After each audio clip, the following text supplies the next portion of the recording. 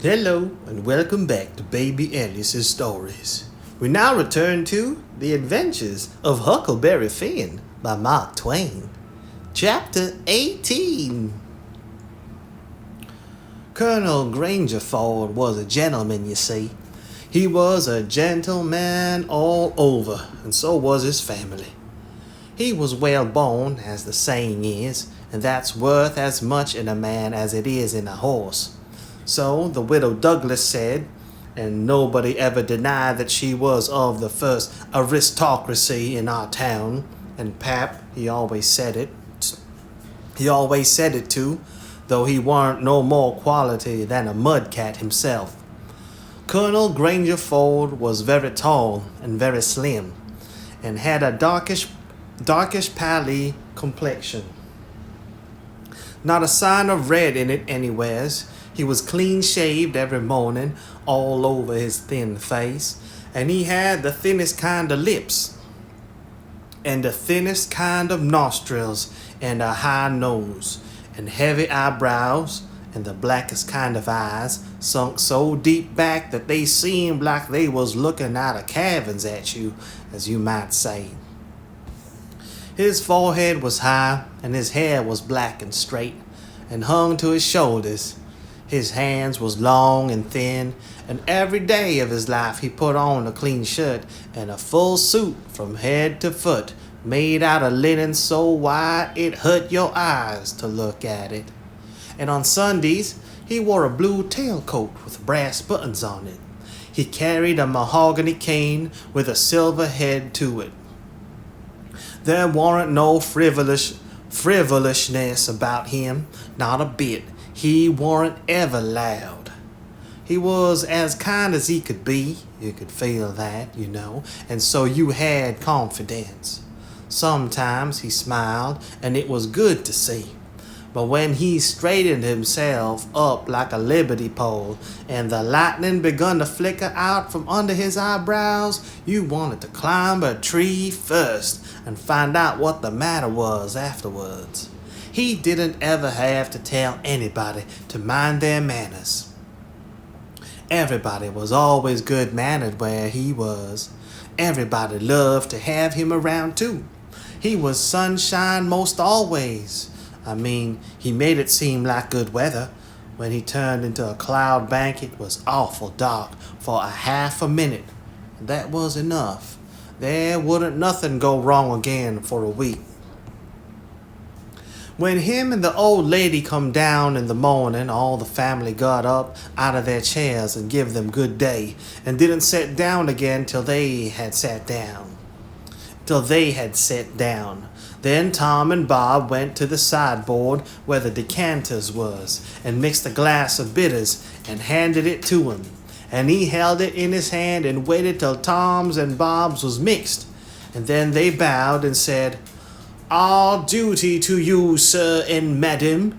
And they bowed the least bit in the world and said thank you. And so they drank, all three, Bob and Tom, poured a spoonful of water on the sugar and the mite of whiskey or apple brandy in the bottom of their tumblers, and give it to me and Buck, and we drank to the old people too. Bob was the oldest, and Tom next. Tall, beautiful men with very broad shoulders and brown faces, and long black hair and black eyes. They dressed in white linen from head to foot like the old gentlemen, and wore broad Panama hats. Then there was Miss Charlotte. She was 25, and tall and proud and grand, but as good as she could be when she warn't stirred up. But when she was, she had a look that would make you wilt in your tracks, like her father. She was beautiful. So was her sister, Miss Sophia, but it was a different kind. She was gentle and sweet, like a dove, and she was only 20. Each person had their own nigger to wait on them. Buck, too. My nigger had a monstrous easy time because I weren't used to having anybody to do anything for me, but Buck's was on the jump most of the time. This was all there was of the family now, but there used to be more. 3 sons, they got killed, and Emmeline that died. The old gentleman owned a lot of farms and over 100 niggers. Sometimes a stack of people would come there, horseback, from 10 or 15 miles around, and stay 5 or 6 days, and have such junketings round about and on the river, and dances and picnics in the woods, daytimes and balls at the house nights. These people were mostly kinfolks of the family. The men brought their guns with them. It was a handsome lot of quality, I tell you. There was another clan of aristocracy around there, 5 or 6 families, most of the name of Shepherdson. They was a high-toned and well-born and rich and grand as the tribe of Grangerfords. The Shepherdsons and the Grangerfords used the same steamboat landing, which was about 2 miles above our house. So sometimes when I went up there with a lot of our folks, I used to see a lot of the Shepherdsons there on their fine horses. One day, Buck and me was away out in the woods hunting and heard a horse coming. We was crossing the road, and Buck says, "Quick, jump for the woods." We done it, and there peeped down the woods through the leaves. Pretty soon, a splendid young man came galloping down the road, setting his horse easy and looking like a soldier. He had his gun across his pommel. I had seen him before. It was young Harney Shepherdson. I heard Buck's gun go off at my ear, and Harney's hat tumble off from his head. He grabbed his gun and rode straight to the place where we was hid, but we didn't wait.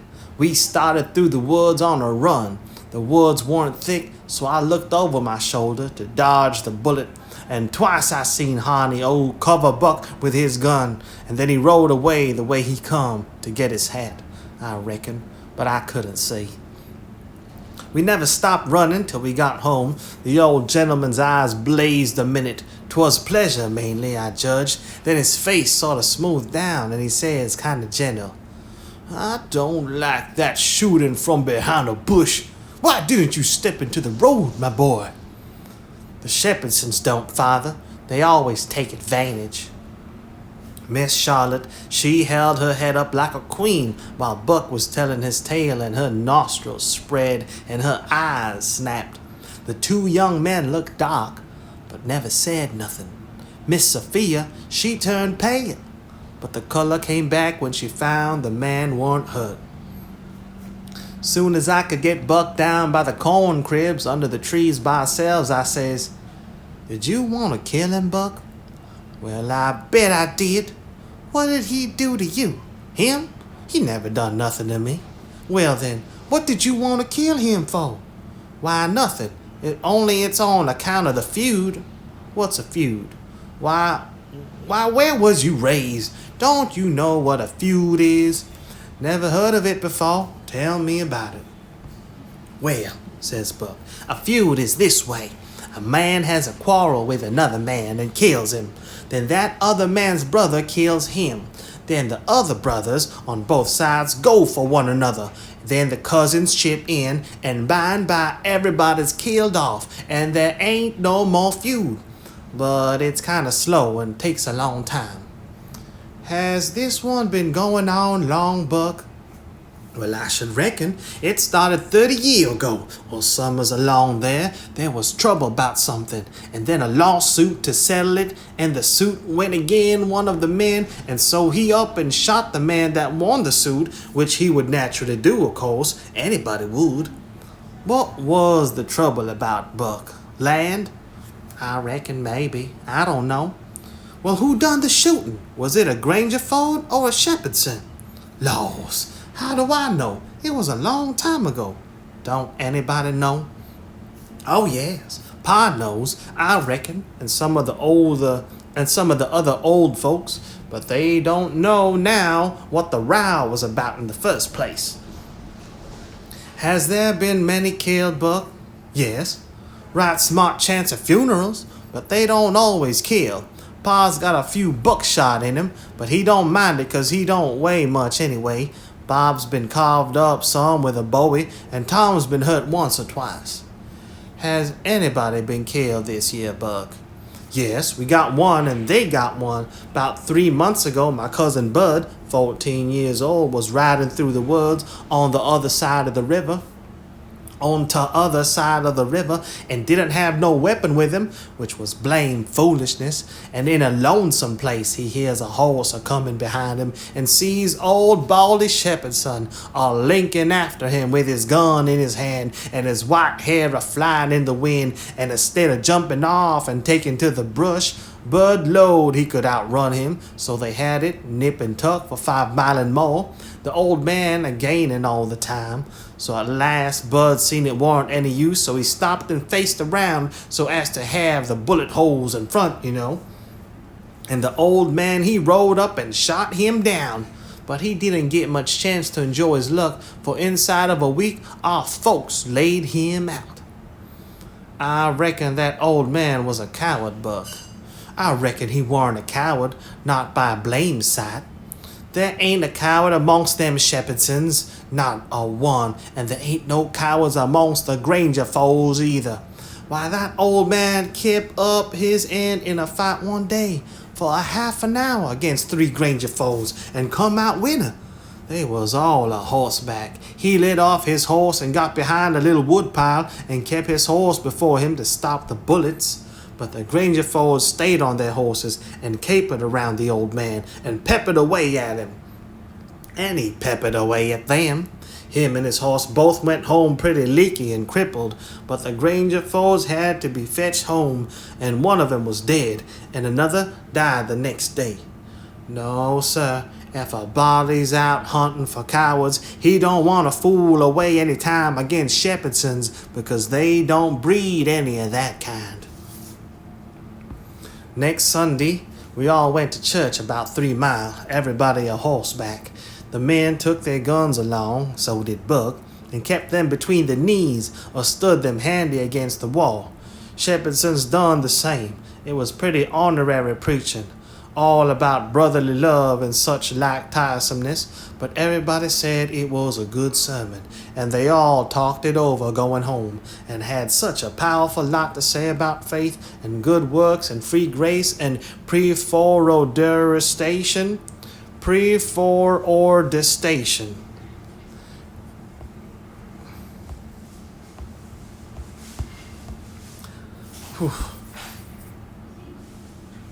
And had such a powerful lot to say about faith and good works and free grace and pre-forodestation, and I don't know what all, that it did seem to me to be one of the roughest Sundays I had run across yet. About an hour after dinner, everybody was dozing around, some in the chairs and some in their rooms, and it got to be pretty dull. Buck and a dog was stretched out on the grass in the sun, sound asleep. I went up to our room and judged I would take a nap myself. I found that sweet Miss Sophia standing in her door, which was next to ours, and she took me in her room and shut the door very soft and asked me if I liked her, and I said I did, and she asked me if I would do something for her and not tell anybody, and I said I would. Then she said she'd forget her testament and left it at the seat at church between 2 other books, and I would slip out quiet and go there and fetch it to her and not say anything to nobody. I said I would. So I slid out, slipped off up the road, and there weren't anybody at church except maybe a hog or 2, for there weren't any lock on the door, and hogs likes a punching floor in summertime because it's cool. If you notice, most folks don't go to church only when they've got to, but a hog is different. Says I to myself, something's up. It ain't natural for a girl to be in such a sweat about a testament. So I give it a shake, and out drops a little piece of paper with 2:30 wrote on it with a pencil. I ransacked it, but couldn't find anything else. I couldn't make anything out of that, so I put the paper in the book again, and when I got home and upstairs, there was Miss Sophia in her door waiting for me. She pulled me in and shut the door. Then she looked in the testament till she found the paper, and as soon as she read it, she looked glad, and before a body could think, she grabbed me and give me a squeeze, and said I was the best boy in the world, and not to tell anybody. She was mighty red in the face for a minute, and her eyes lighted up, and it made her powerful pretty. I was a good deal astonished, but when I got my breath, I asked what the paper was about. And she asked me if I had read it, and I said no. And she asked me if I could read writing, and I told her no, only Cole's hand. And then she said the paper weren't anything but a bookmark to keep her place, and I might go and play now. I went off down to the river studying over this thing, and pretty soon I noticed that my nigger was following along behind. When we was out of sight of the house, he looked back and around in a second, and then comes a running and says, "Mars George, if you'll come down into the swamp, I'll show you a whole stack of water moccasins." Thinks I, that's mighty curious. He said that yesterday. He ought to know a body don't love water moccasins enough to go around hunting for them. What is he up to anyway? So I says, "All right, trot ahead." I followed a half a mile, then he struck out over the swamp and waded ankle deep as much as another half mile. We come to a little flat piece of land which was dry and very thick with trees and bushes and vines, and he says, "You shove right in there, just a few steps, Mars George. That's where they is. I seed him before. I don't care to see him no more." Then he slopped right along and went away, and pretty soon the trees hit him. I poked into the place a ways and come to a little open patch as big as a bedroom, all hung around with vines, and found a man laying there asleep, and by jings, it was my old Jim. I waked him up, and I reckoned it was going to be a grand surprise to see me again, but it warn't. He nearly cried. He was so glad, but he weren't surprised. Said he swum along behind me that night and heard me yell every time, but doesn't answer, because he didn't want nobody to pick him up and take him into slavery again, says he. I got hurt a little and couldn't swim fast, so I was a considerable ways behind you towards the last. When you landed, I reckon I could catch up with you on the land about having a shout at you. But when I see that house, I begin to go slow. I off deferred to hear what they say to you. I was afraid of the dogs, but when it was all quiet again, I knowed you's in the house. So I struck out for the woods to wait for day. Early in the morning, some of the niggers come along, gwine to the fields, and they took me and showed me this place. Why, the dogs can't track me on account of the water, and they brings me truck to eat every night, and tells me how yous are getting along. Why didn't you tell my Jack to fetch me here sooner, Jim? Well, 'twarn't no use to disturb you, Huck, till we could do something. But we's all right now. I've been a-buying pots and pans and vitals as I get a chance, and a-patching up the raft nights when... What raft, Jim? Our old raft. You mean to say our old raft weren't smashed all to flinders? No, she weren't. She was tore up a good deal on them off her was, but they weren't no great harm done. On ye our traps was most all lost. If we hadn't dived so deep and swum so far underwater, and the night hadn't been so dark, and we weren't so scared, it'd been such punkin heads, as the saying is, we'd have seed the raft. But it's just as well we didn't, 'cause now she's all fixed up again, most as good as new, and we's got a new lot of stuff too in the place of what us lost. Why, how did you get hold of that raft again, Jim? Did you catch her? How I gwine to catch her and I out in the woods? No, some of the niggers found her, catched on a snag, along here in the bend, and they hid her in a creek. Most the willows, and they was so much jawing about which she belonged to the most, that I come to hear about it pretty soon. So I ups and settles the trouble by telling them she don't belong to none of them, but to you and me. And I asked them if they gwine to grab a young white gentleman's property and get a hidden for it.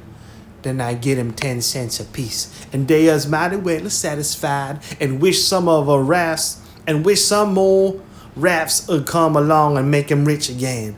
That's mighty good to me, these niggas is, and whatever I wants them to do for me, I don't have to ask them twice, honey. That Jack's a good nigga and pretty smart. Yes, he is. He ain't ever told me you was here, told me to come, and he'd show me a lot of water moccasins. If anything happens, he ain't mixed up in it. He can say he never seen us together, and it'll be the truth. I don't want to talk much about the next day. I reckon I'll cut it pretty short. I waked up about dawn and was a-going to turn over and go to sleep again when I noticed how still it was. Didn't seem to be anybody stirring. That weren't usual. Next, I noticed that Buck was up and gone. Well, I gets up a-wondering and goes downstairs. Nobody around. Everything as still as a mouse. Just the same outside. Thinks I, what does it mean? Down by the woodpile, I come across my Jack and says, "What's it all about?" Says he, "Don't you know, Mars George?" "No," I says, "I don't." "Well then, Miss Sophia's run off, deed she has. She run off in the night. Sometime nobody don't know just when run off to get married to that young Herney Shepherdson. You know, leastways, so they spec. They family found it out about half an hour ago, maybe a little more, and I tell you, they weren't no time loss. Sich another hurrying up guns and horses you never see. The woman folks has gone for to stir up the relations, and old Mars Saul and the boys tucked their guns and rode up the river road for to try to catch that young man and kill him, for he can get across the river with Miss Sophia. I reckon they's going to be mighty rough times." Buck went off without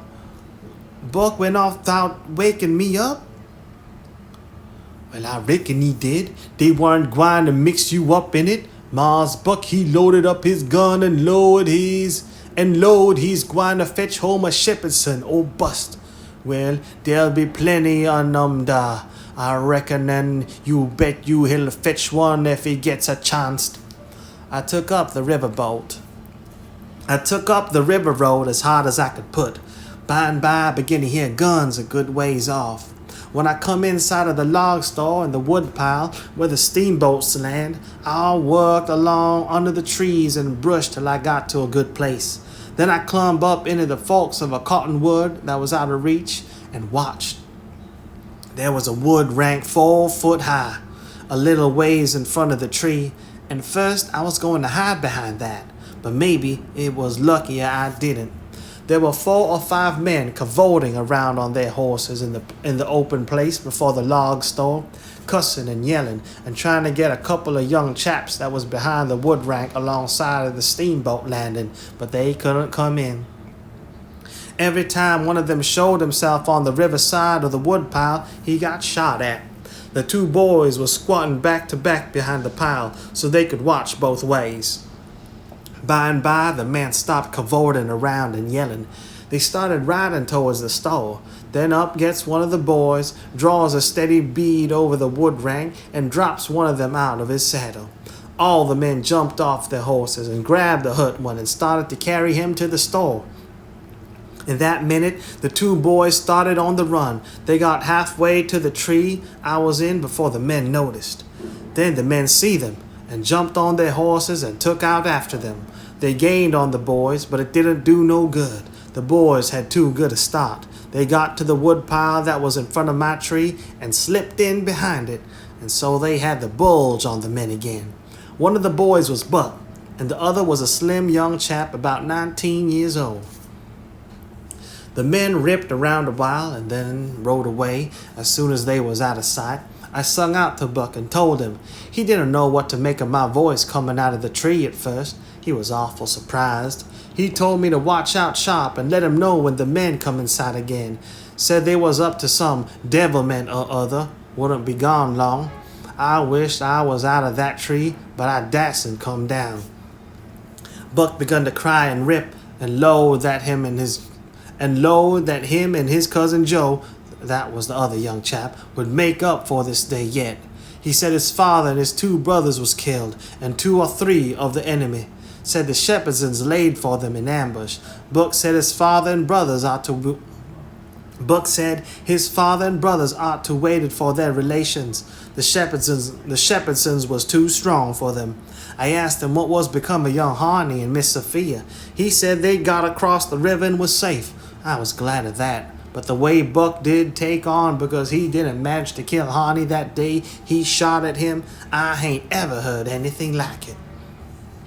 All of a sudden, bang, bang, bang, goes 3 or 4 guns. The men had slipped around through the woods and come in from behind without their horses. The boys jumped for the river, both of them hurt, and as they swum down the current, the men run along the bank shooting at them and singing out, "Kill them! Kill them!" It made me so sick I almost fell out of the tree. I ain't a-going to tell all that happened. It would make me sick again if I was to do that. I ain't ever going to get shut of them. Lots of times I dream about them. I ain't ever going to get shut off them. Lots of times I dream about them. I stand in the tree till it begun to get dark, afraid to come down. Sometimes I heard guns away off in the woods, and twice I seen little gangs of men gallop past the log store with guns. So I reckon the trouble was still a-going on. I was mighty downhearted, so I made up my mind I wouldn't ever go near that house again, because I reckoned I was to blame somehow.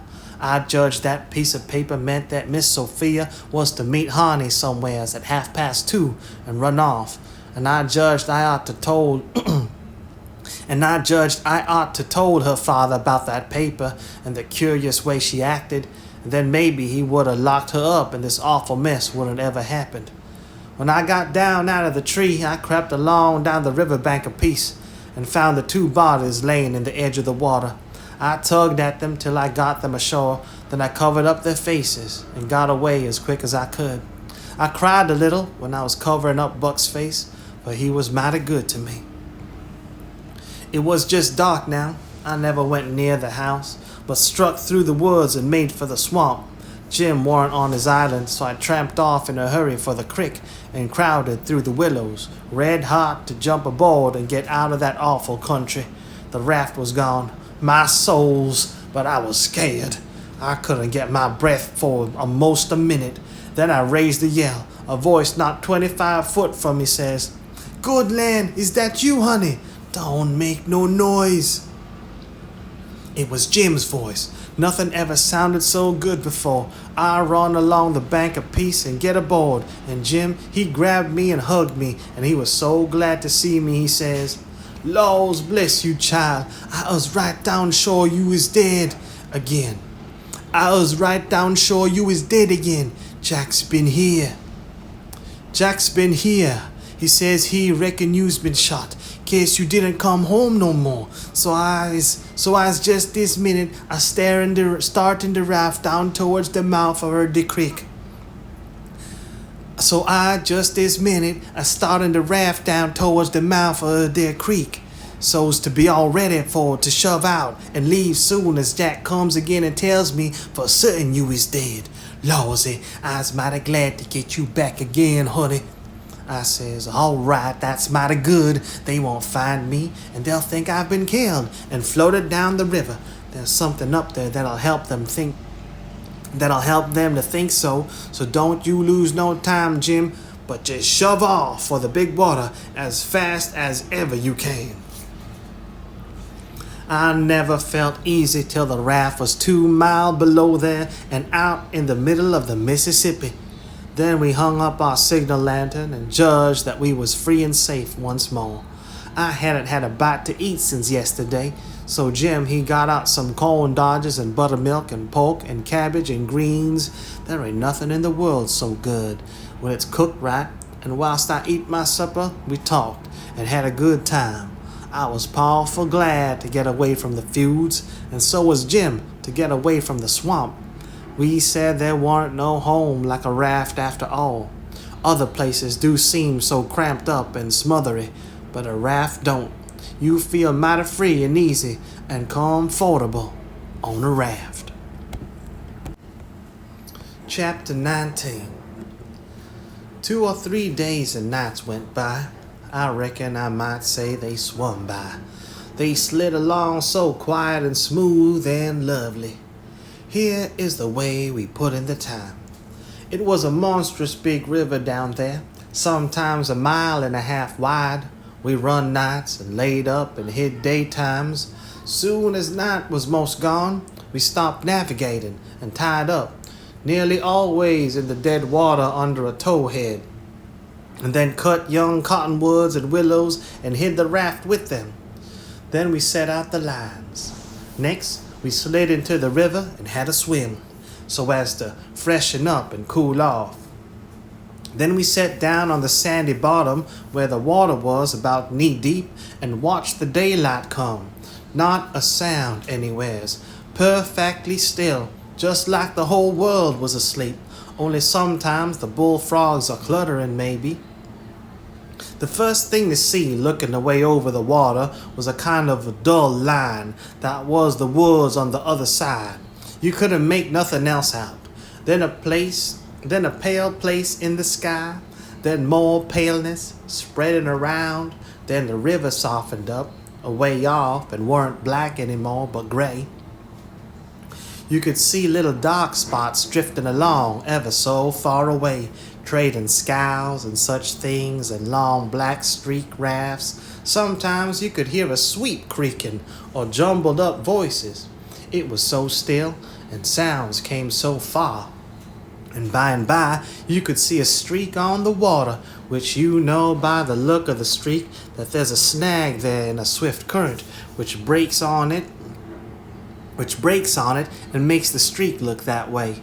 And you see the mist curl up off the water, and the east renders up, and the river, and the east reddens up, and the river, and you make out a log cabin in the edge of the woods, away on the bank on the other side of the river, being a wood yard likely, and piled by them cheats, so you can throw a dog through it anywheres. Then the nice breeze blows up and comes fanning you from over there, so cool and fresh and sweet to smell on account of the woods and the flowers.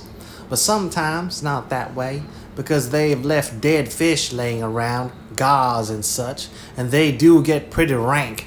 And next you've got a full day and everything smiling in the sun, and the songbirds just going it. A little smoke couldn't be noticed now, so we could take some fish off the lines, cook up a hot breakfast, and afterwards we would watch the lonesomeness of the river and kind of lazy along, and by and by lazy off to sleep. Wake up by and look to see what done it, and maybe see a steamboat coughing along upstream. So far off towards the other side you couldn't tell nothing about her, only whether she was stern wheel or side wheel.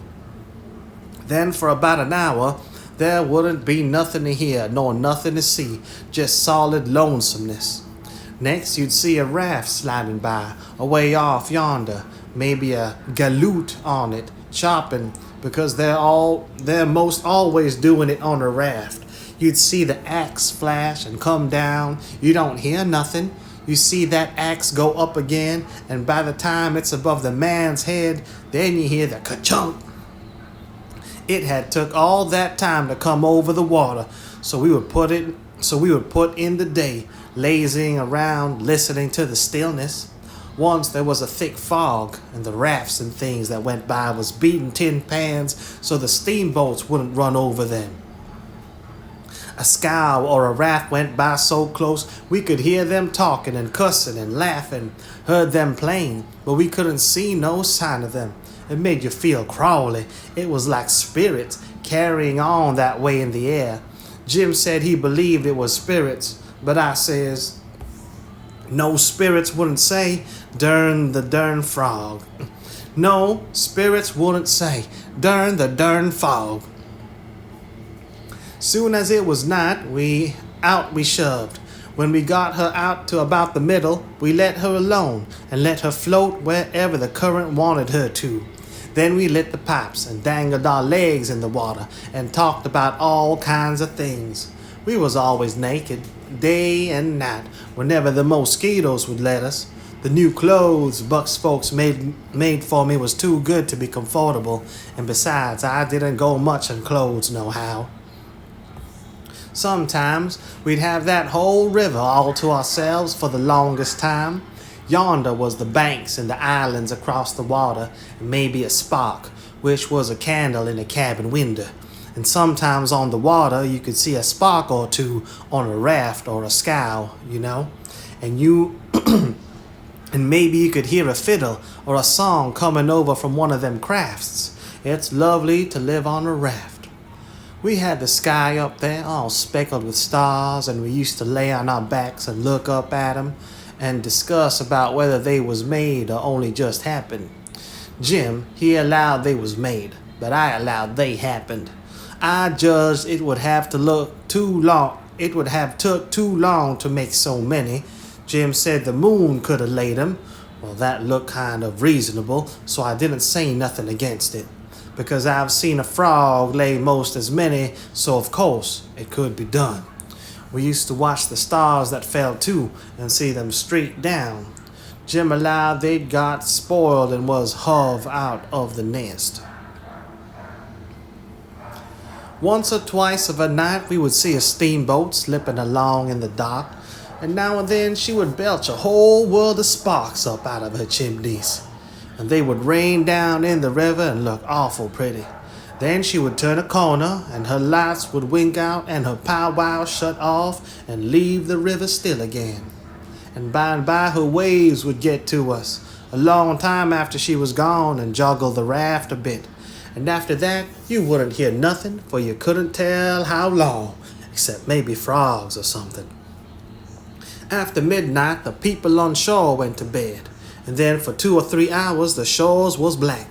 No more sparks in the cabin windows. These sparks was our clock. The first one that showed again meant morning was coming, so we hunted a place to hide and tie up right away. One morning, about daybreak, I found a canoe and crossed over a chute to the main shore. It was only 200 yards, and paddled about a mile up a creek amongst the cypress woods to see if I couldn't get some berries. Just as I was passing a place where a kind of cow path crossed the creek, here comes a couple of men tearing up the path as tight as they could foot it. I thought I was a goner, for whenever anybody was after anybody, I judged it was me, or maybe Jim.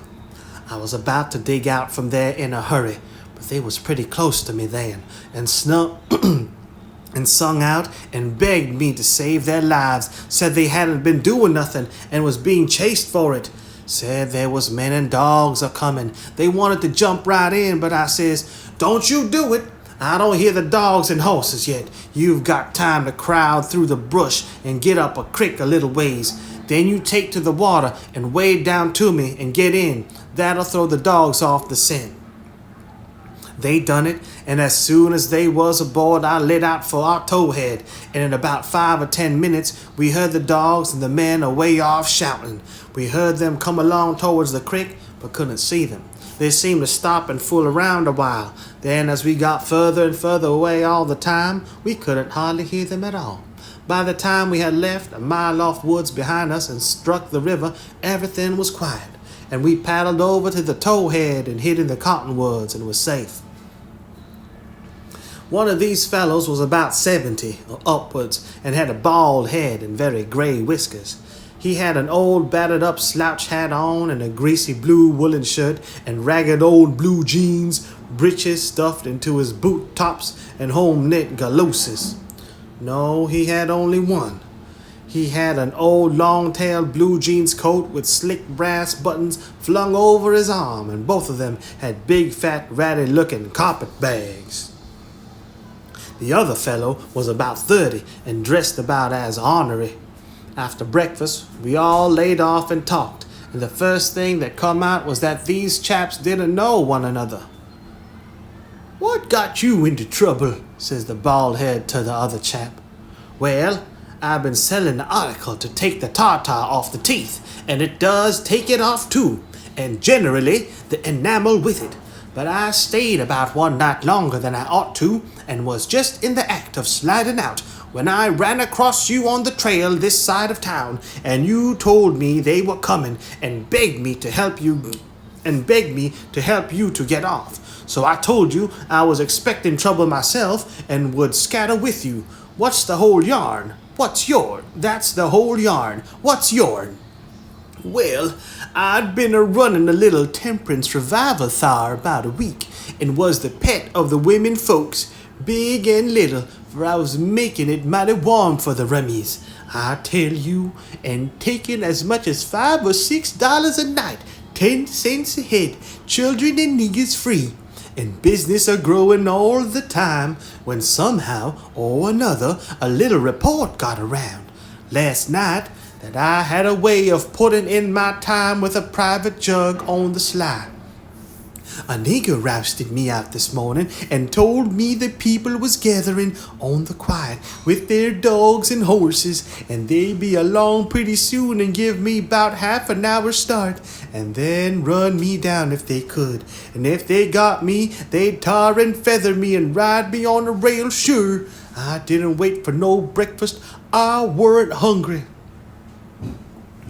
Old man, says the young one, I reckon we might double team it together.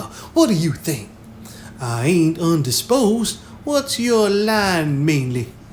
Joer printer, by trade. Do a little in patent medicines. Theater, actor, tragedy, you know. Take a turn at mesmerism and phrenology when there's a chance. Teach singing, geography, school for a change. Sling a lecture sometimes. Oh, I do lots of things, most anything that comes handy, so it ain't work. What's your lay? I've done considerable in the doctoring way in my time. Laying on of hands is my best hold for cancer and paralysis and such things. And I can tell a fortune pretty good when I've got somebody along to find out the facts for me. Preaching's my line too, and working camp meetings and missionarying round. Nobody never said anything for a while. Then the young man hove a sigh and says, Alas! What are you a-lesson about? Says the bald head. To think I should have lived to be leading such a life and be degraded down into such company. And he begun to wipe the corner of his eye with a rag. Darn your skin, ain't the company good enough for you? Says the bald head pretty pert and uppish. Yes, it is good enough for me. It's as good as I deserve, for who fetched me so low when I was so high? I did myself. I don't blame you gentlemen, far from it. I don't blame anybody. I deserve it all. Let the cold world do its worst. One thing I know, there's a grave somewhere for me. The world may go on just as it's always done and take everything from me, loved ones, property, everything, but it can't take that. Someday I'll lie down in it and forget it all, and my poor broken heart will be at rest. He went on a-wiping. Drat you poor broken heart, says the bald head. What are you having your poor broken heart at us for? We ain't done nothing. No, I know you haven't, and I ain't blaming you, gentlemen. I brought myself down, yes. I did it myself. It's right. I should suffer perfectly right. I don't make any moan. Brought you down for what? What was you brought down for? Ah, you would not believe me. The world never believes. Believes, let it pass. 'Tis no matter. The secret of my birth. The secret of your birth? You mean to say, gentlemen, says the young man, very solemn, I will reveal it to you, but I feel I may have confidence in you. By rights, I am a duke. Jim's eyes bugged out when he heard that, and I reckon mine did too. Then the bald head says, No, you can't mean it. Yes, my great-grandfather, eldest son of the Duke of Bridgewater, fled to this country about the end of the last century to breathe the pure air of freedom. Married here and died, leaving a son, his own father, dying about the same time. The second son of the late Duke seized the titles and estates. The infant, real Duke was ignored. I am the lineal descendant of that infant. I am the rightful Duke of Bridgewater. And here I am, forlorn, torn from my high estate, hunted of men, despised by the cold world, ragged, worn, heartbroken, and degraded to the companionship of felons on a raft. Jim pitied him ever so much, and so did I. We tried to comfort him, but he said it wasn't much use. He couldn't be comforted. Said if he was a mind to acknowledge him, he said if we was a mind to acknowledge him, that would do him more good than most anything else. So we said we would, if he would tell us how.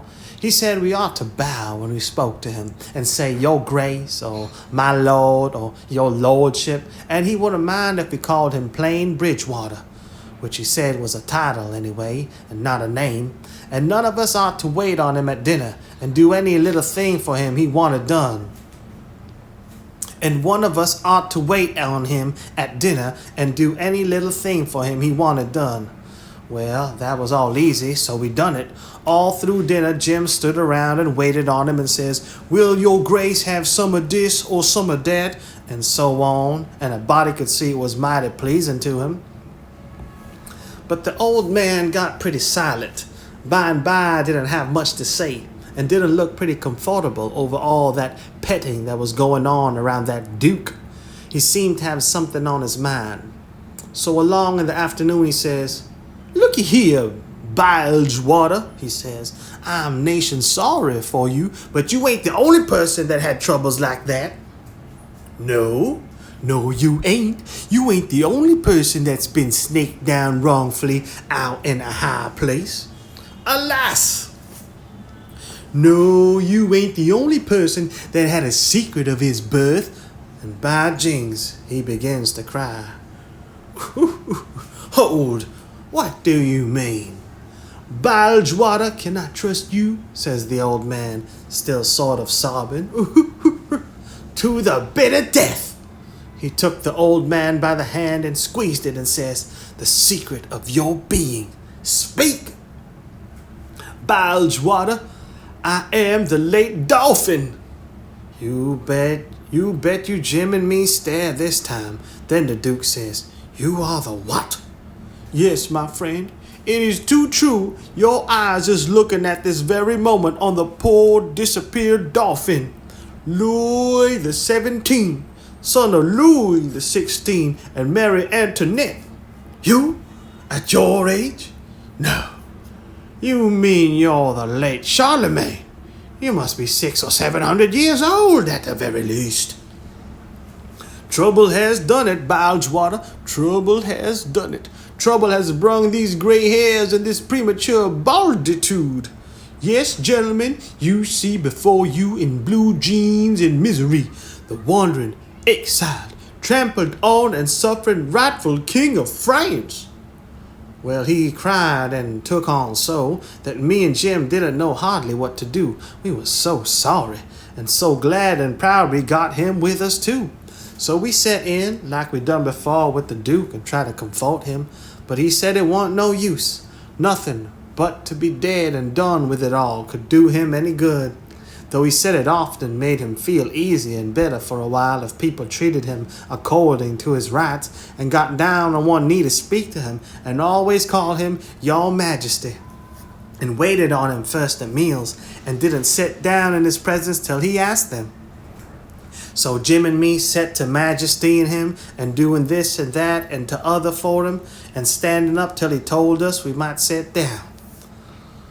This done him heaps of good, and so we got cheerful and comfortable, but the Duke kind of soured on him and didn't look a bit satisfied with the way things was going.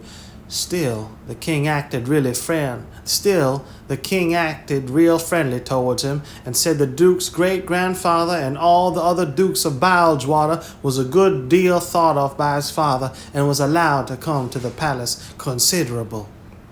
But the Duke stayed hurry a good while, till by and by the king says, Like as not we got to be together a blamed long time on this here raft. Bilgewater, so what's the use of your being sour? It'll only make things uncomfortable. It ain't my fault I wasn't born a Duke, and it ain't your fault you weren't born a king. So what's the use to worry? Make the best of things the way you find them, says I. That's my motto. This ain't no bad thing that we've struck here. Plenty grub and easy life. Come, give us your hand, Duke, and let's all be friends. The Duke done it, and Jim and me was pretty glad to see it. It took away all the uncomfortableness, and we felt mighty good over it, because it would have been a miserable business to have any unfriendliness on the raft. For what you want above all things on the raft is for everybody to be satisfied and feel right and kind towards the others. It didn't take me long to make up my mind that these liars weren't no kings nor dukes at all, but just low-down humbugs and frauds. But I never said nothing, never let on, kept it to myself. It's the best way, then you don't have no quarrels and don't get into no trouble. If they wanted us to call them kings and dukes, I had no objection, long as it would keep peace in the family, and it warn't no use to tell Jim, so I didn't tell him. If I never learnt nothing outside of Pap, I learnt that the best way to get along with his kind of people is to let them have their own way. Chapter 20. They asked us considerable many questions. Wanted to know what we covered up the raft that way for and laid by in the daytime instead of running. Was Jim a runaway nigger? Says I. Goodness sakes, would a runaway nigger run south? No, they allowed he wouldn't. I had to account for things some way, so I says. My folks was living in Pike County in Missouri, where I was born, and they all died off but me and Pa and my brother Ike. Pa, he'd break up and go down and live with Uncle Ben, who's got a little one-horse place on the river, 40 miles below Orleans. Pa was pretty poor and had some debt, so when he squared up there warn't nothing left but $16 and our nigger Jim. That warn't enough to take us 1,400 mile, deck passage nor no other way. Well, when the river rose, Pa had a streak of luck one day. He catch this piece of raft, so we reckoned we'd go down to Orleans on it. Pa's luck didn't hold out. A steamboat run over the forward corner of the raft one night, and we all went overboard and dove under the wheel.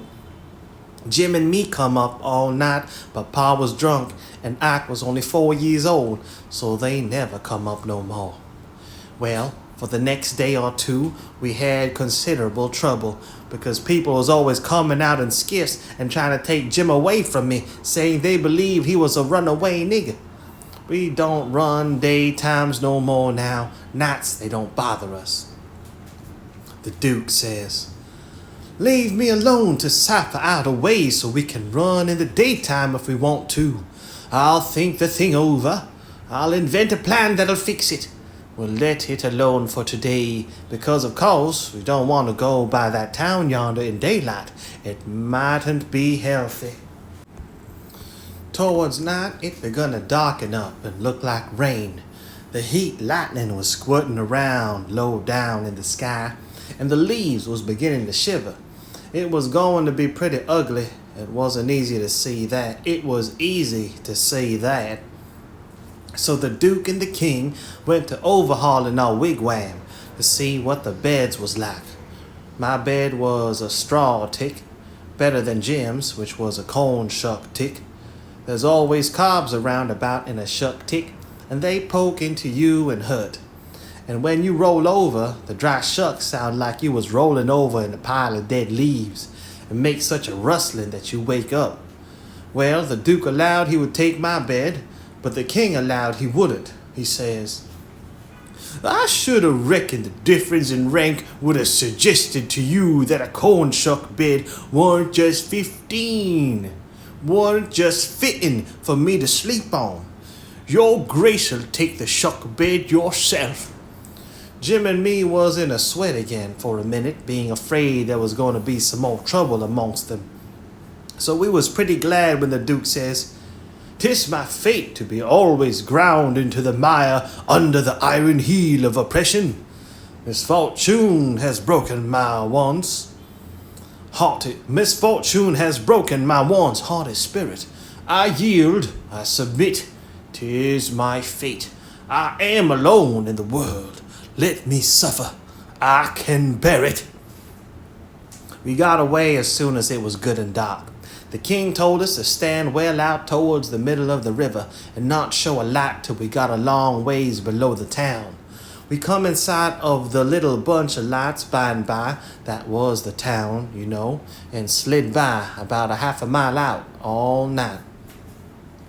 When we was 3/4 of a mile below, we hoisted up our signal lantern, and about 10 o'clock it came on to rain and blow and thunder and lightning like everything.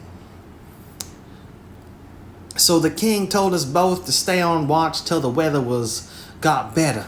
Then him and the Duke crawled into the wigwam and turned in for the night. It was my watch below till 12, but I wouldn't have turned in anyway if I'd had a bed, because a body don't see such a storm as that every night in the week, not by a long sight. My souls, how the wind did scream along, and every second or two there'd come a gale that lit up the whitecaps for a half a mile around, and you'd see the islands looking dusty through the rain, and the trees thrashing around in the wind. Then comes a whack, boom, boom, bubble, boom, boom, boom, boom, and the thunder would go rumbling and grumbling away and quit. And then rip comes another flash and another soft dolliger. The waves most washed me off the raft sometimes, but I hadn't any clothes on and didn't mind. We didn't have no trouble about snags. The lightning was glaring and flittering around so constant that we could see them plenty soon enough to throw her head this way or that and miss 'em. I had the middle watch, you know, but I was pretty sleepy by that time, so Jim he said he would stand the first half of it for me. He was always mighty good, that way Jim was. I crawled into the wigwam, but the king and the Duke had their legs sprawled around so there weren't no show for me. So I laid outside. I didn't mind the rain because it was warm and the waves weren't running so high now. About 2, they come up again though, and Jim was going to call me, but he changed his mind because he reckoned they weren't high enough yet to do any harm. But he wasn't mistaken about that, for pretty soon, all of a sudden, along comes a regular ripper and washed me overboard and most killed Jim a laughing. He was the easiest nigger to laugh that ever was anyway. I took the watch, and Jim he laid down and snored away, and by the storm let up for good and all, and the first cabin light that showed. I rousted him out, and we slid the raft into hiding quarters for the day. The king got out an old ratty deck of cards after breakfast, and him and the Duke played 7-up a while, 5 cents a game. Then they got tired of it and allowed they would lay out a campaign, as they called it. The Duke went down into his carpet bag and fetched up a lot of little printed bills and read them out aloud. One bill said, "The celebrated Dr. Armand de Montauban of Paris would lecture on the science of phrenology at such and such a place on the blank day of blank at 10 cents admission, and furnish charts of character at 25 cents apiece." The Duke said that was him. In another bill, he was the world-renowned Shakespearean tragedian, Garricker the Younger of Drury Lane, London. In other bills, he had a lot of other names and done other wonderful things like finding water and gold with a divining rod, dissipating witch spells, and so on. By and by, he says, "But the histrionic muse is the darling. Have you ever trod the boards, royalty?" "No," says the king. "You shall then before you're 3 days older." "Fallen grandeur," says the Duke. "The first good town we come to, we'll hire a hall and do the sword fight in Richard III and the balcony scene in Romeo and Juliet. How does that strike you?"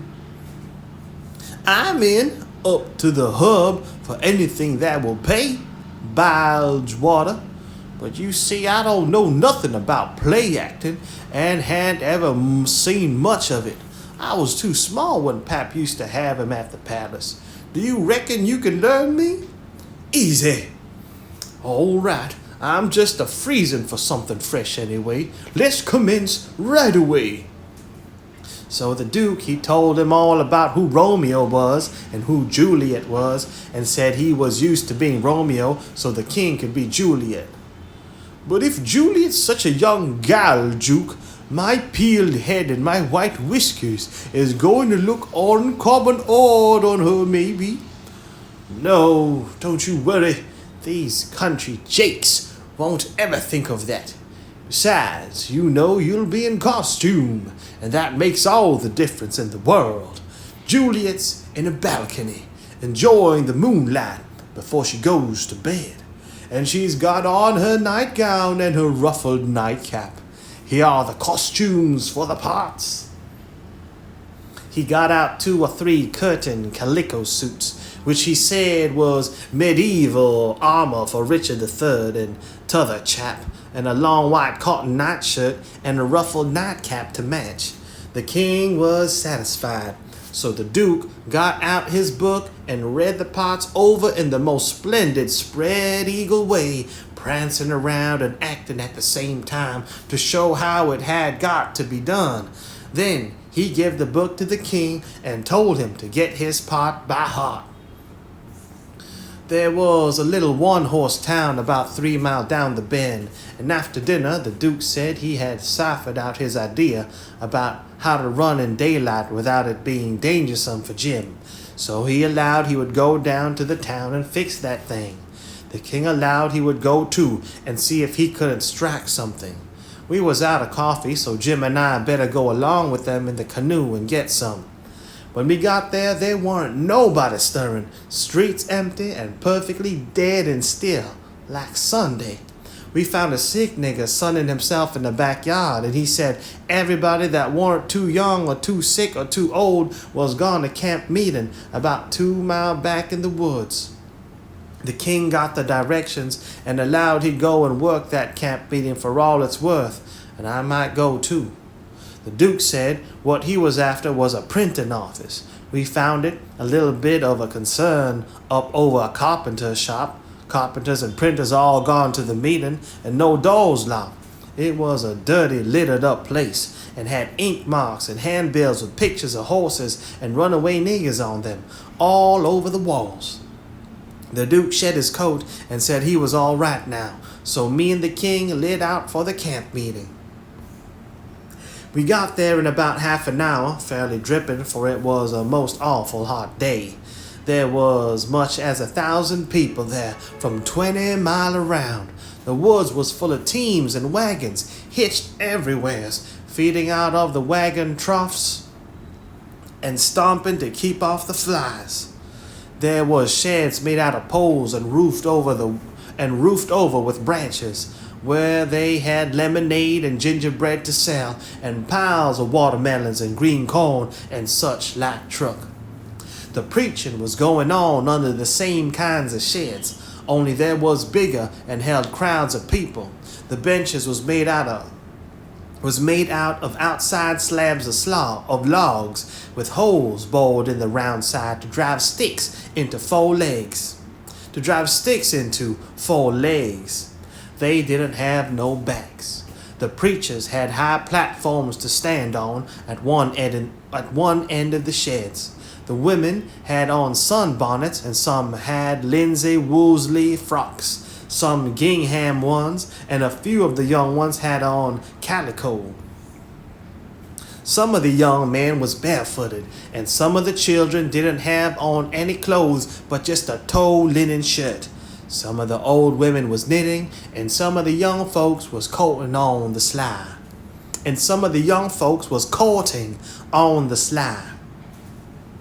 The first shed we come to, the preacher was lining out a hymn. He lined out 2 lines. Everybody sung it, and it was kind of grand to hear it. There were so many of them, and they done it in such a rousing way. Then he lined out 2 more for them to sing, and so on. The people woke up more and more and sung louder and louder, and towards the end some began to groan and some begun to shout. Then the preacher begun to preach, and begun in earnest too, and went weaving first to one side of the platform, then the other, and then leaning down over the front of it with his arms and his body going all the time. and shouting his words out with all his might. And every now and then he would hold up his Bible and spread it open and kind of pass it around this way and that, shouting, "It's the brazen serpent in the wilderness. Look upon it and live." And the people would shout, "Glory, amen." And so he went on, and the people groaning and crying and saying amen. "Oh, come to the mourner's bench. Come black with sin. Amen. Come sick and sore. Amen. Come lame and halt and blind. Amen. Come poor and needy, sunk in shame. Amen. Come all that's worn and soiled and suffering. Come with a broken spirit. Come with a contrite heart. Come in your rags and sin and dirt. The waters that cleanse is free. The door of heaven stands open. Oh, enter in and be at rest. Amen. Glory, glory, hallelujah."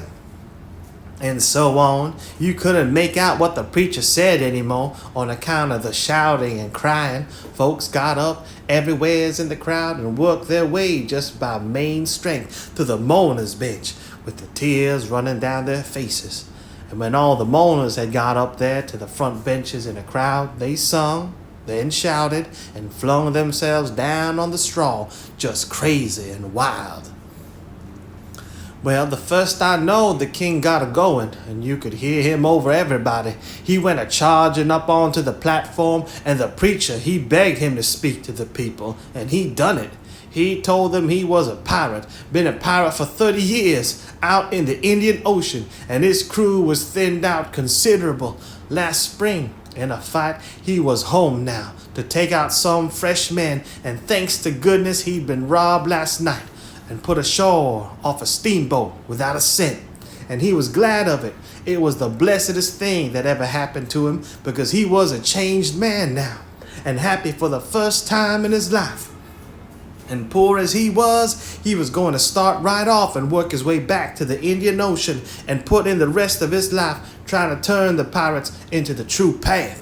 For he could do it better than anybody else, being acquainted with all the pirate crews in that ocean. And though it would take him a long time to get there without money, he would get there anyway. And every time he convinced the pirate, he would say to him, "Do you thank me? Don't you give me no credit. It all belongs to them dear people in Pocavale Camp Meeting, natural brothers and benefactors of the race, and that dear preacher there, the truest friend a pirate ever had." And then he burst into tears, and so did everybody. Then somebody sings out, "Take up a collection for him, take up a collection." Well, a half a dozen made a jump to do it, but somebody sings out, "Let him pass the hat around." Then everybody said it, and the preacher too. So the king went all through the crowd with his hat, swabbing his eyes and blessing the people and praising them and thanking them for being so good to the poor pirate way off there. And every little while, the prettiest kinds of girls with the tears running down their cheeks would up and ask him, would he let them kiss him for to remember him by? And he always done it. And some of them he hugged and kissed as many as 5 or 6 times. And he was invited to stay a week. And everybody wanted him to live in their houses and said they think it was an honor. But he said as this was the last day of the camp meeting, he couldn't do no good. And besides, he was in a sweat to get to the Indian Ocean right off and go to work on the pirates. When we got back to the raft, he come to count up. He found he had collected $87.75. And then he had fetched away a 3-gallon jug of whiskey too, that he found under a wagon when he was starting home through the woods. The king said, "Take it all around." It laid over any day he'd ever put in the missionary line. He said it warn't no use talking. Heathens don't amount to shucks alongside of pirates to work a camp meeting with. The Duke was thinking he'd been doing pretty well till the king come to show up. But after that, he didn't think so much. He had set up and printed off 2 little jobs for farmers in that printing office, horse bills, and took the money, $4. And he had gotten $10 worth of advertisements for the paper, which he said he would put in for $4 if they would pay in advance. So they done it. The price of the paper was $2 a year, but he took in 3 subscriptions for $50 apiece on condition of them paying him in advance. They were going to pay in cord wood and onions as usual, but he said he had just bought the concern. And knocked down the price as low as he could afford it, and was going as low as he could afford it, and was going to run it for cash. He set up a little piece of poetry, which he made himself out of his own head, 3 verses, kind of sweet and saddish. The name of it was, "Yes, crush, cold world, this breaking heart." And he left that all set up and ready to print in the paper, and didn't charge nothing for it. Well, he took in $9.50 and said he'd done a pretty square day's work for it. Then he showed us another little job he'd printed and hadn't charged for, because it was for us. It had a picture of a runaway nigger with a bundle on a stick over his shoulder and a $200 reward under it. The reading was all about Jim and just described him to a dot. It said he'd run away from St. Jacques Plantation, 40 miles below New Orleans last winter, and likely went north, and whoever would catch him and send him back, he could have the reward and expenses. "Now," says the Duke, "after tonight, we can run in the daytime if we want to. Whenever we see anybody coming, we can tie Jim hand and foot with a rope and lay him in the wigwam and show this handbill and say we captured him up the river and were too poor to travel on a steamboat. So we got this little raft on credit from our friends and are going down to get the reward. Handcuffs and chains would look still better on Jim, but it wouldn't go well with the story of us being so poor. Too much like jewelry. Ropes are the correct thing. We must preserve the unities, as we say on the boards." We all said the Duke was pretty smart, and there couldn't be no trouble about running daytimes. We judged we could make miles enough that night to get out of the reach of the powwow we reckoned the Duke's work in the printing office was going to make in that little town. Then we could boom right along, if we wanted to. We laid low and kept still, and never shoved out till nearly 10 o'clock. Then we slid by, pretty wide away from the town, and didn't house our lantern till we was clear out of sight of it. When Jim called me to take the watch at 4 in the morning, he says, "Huck, does yo' reckon we gwine to run across any more kings on this trip?" "No," I says, "I reckon not." "Well," says he, "that's all right then. I don't mind 1 or 2 kings, but that's enough. This one's powerful drunk, and the Duke ain't much better." I found Jim had been trying to get him to talk French, so he could hear what it was like. But he said he had been in this country so long and had so much trouble, he'd forgot it.